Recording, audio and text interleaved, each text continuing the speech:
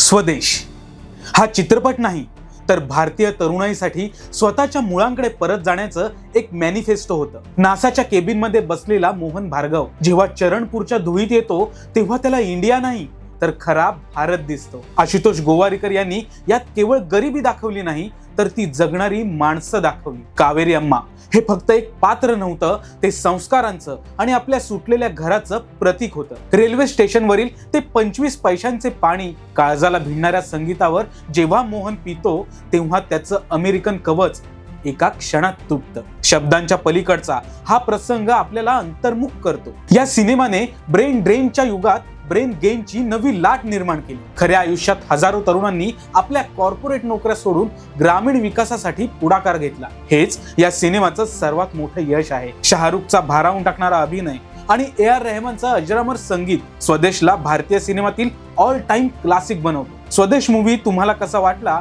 हे कमेंट्स करून आम्हाला नक्की सांगा आणि आमच्या कलाकार कट्टा पेजला जरूर फॉलो करा.